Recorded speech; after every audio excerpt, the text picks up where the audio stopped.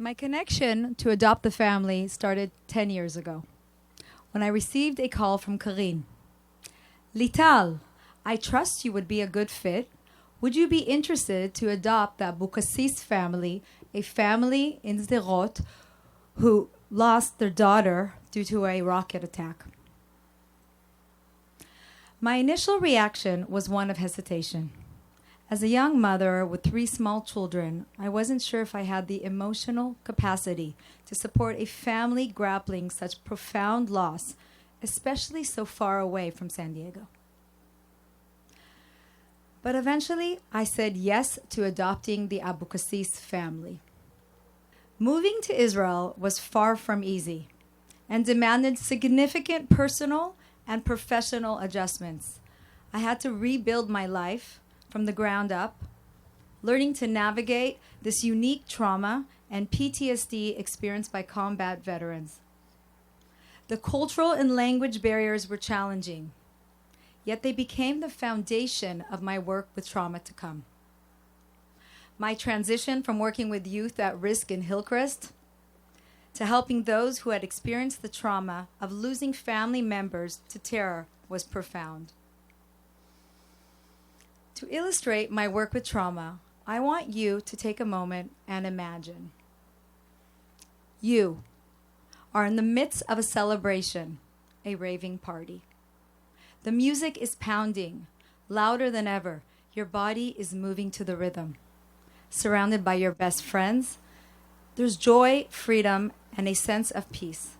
For a moment, it feels perfect.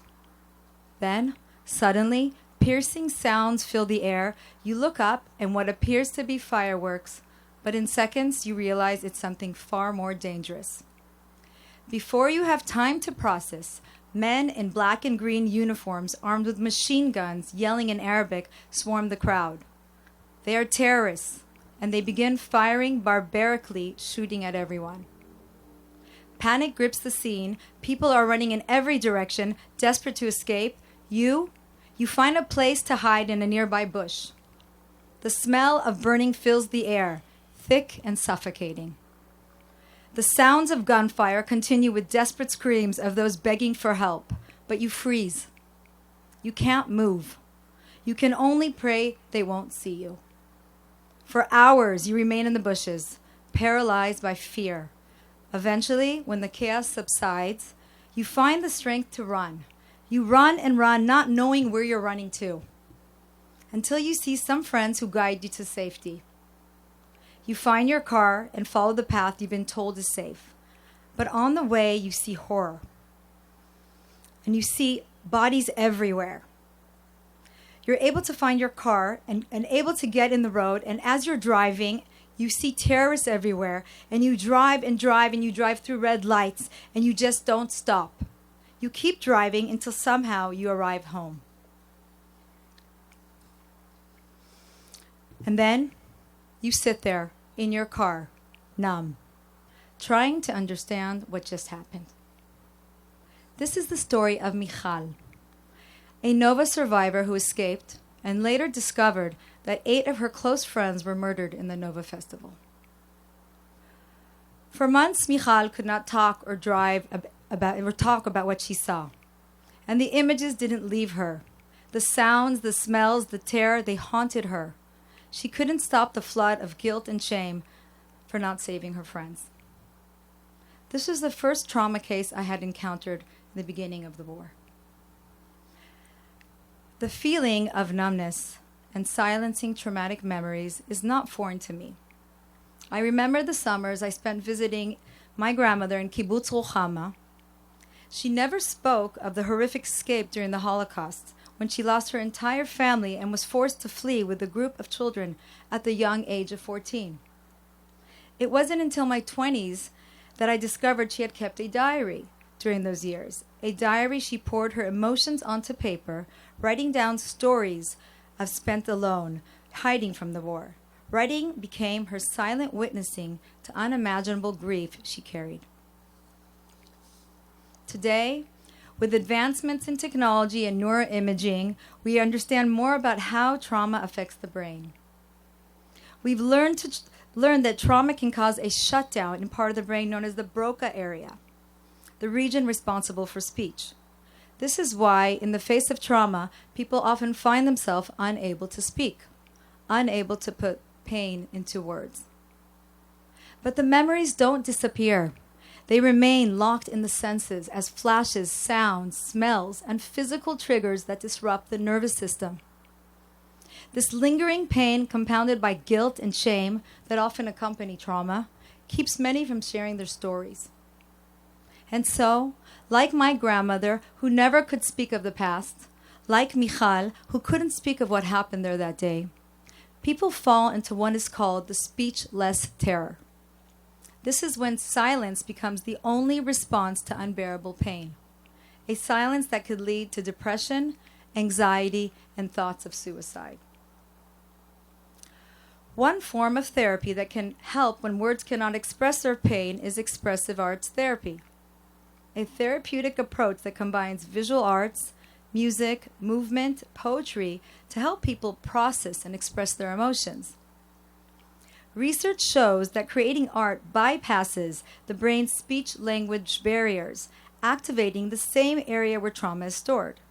For survivors of terror, art provides a safe way to process traumatic memories and integrate the left and right hemispheres of the brain, helping them express what words cannot alone.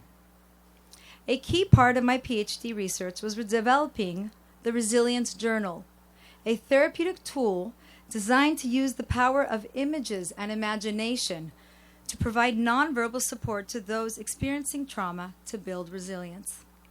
This model was deeply inspired by my grandmother's story of survival, which shaped my understanding of resilience and healing. Days after October 7th, Karine called me and asked me, "What do you see? How can we help? What do you need?" Instinctively, I knew that using art as a psychotherapy intervention would create a sense of safety and provide the resources to help survivors build strength and resilience. But I also knew how challenging it would be to engage them, to earn their trust. After all, they just endured the most horrific massacre, and we are still in the midst of it. The trauma wasn't over. It was and still is ongoing. Adopt a Family, along with Choose Kindness Foundation, generously supported a program that allowed me to work with Nova survivors in Eilat, offering group and individual therapy in addition to training therapists on how to use the Resilience Journal. The results of this program have truly been profound. In my work of the Resilience Journal program, I witnessed how the journal held each person's story. Through art, survivors transformed haunting images and narratives of resilience, reframing their trauma and finding hope. Michal, burdened by guilt for not saving her friends and unable to drive or share her story, used the journal to process her pain. Through daily writing to validate her experience, she could organize the order of events. Then, using images of her car that became the heroic car, and images and a letter to her friends to explain how she felt and why she couldn't save them, she was also able to adopt a narrative of strength and create the experience, recreate it, to one of heroism and survival. Slowly, she reclaimed her life, driving again, talking again, and eventually dancing again. Michal was able to use the journal to build resilience. The part of the brain that holds trauma can also be the part where healing begins, and expressive arts makes that connection. In the past 2 years, I've had the privilege of training over 140 therapists in the Resilience Journal with this support. I am proud to share that this method has reached over 200 patients since the beginning of the war, and enabled them to use this transformative tool, offer them a way to start their healing journey. I am deeply grateful to Adopt a Family for entrusting me with the responsibility to serve so many during this very difficult time. As an adopter, after 10 years with contact with Sima and Yonatan Abukassis, and the numerous phone calls and visits, especially during the past months, I realized the benefit of the personal touch that Adopt a Family provides to its families. It is people like you who truly make a difference. Your care and support bring hope and change to those who need it most. Toda rabah.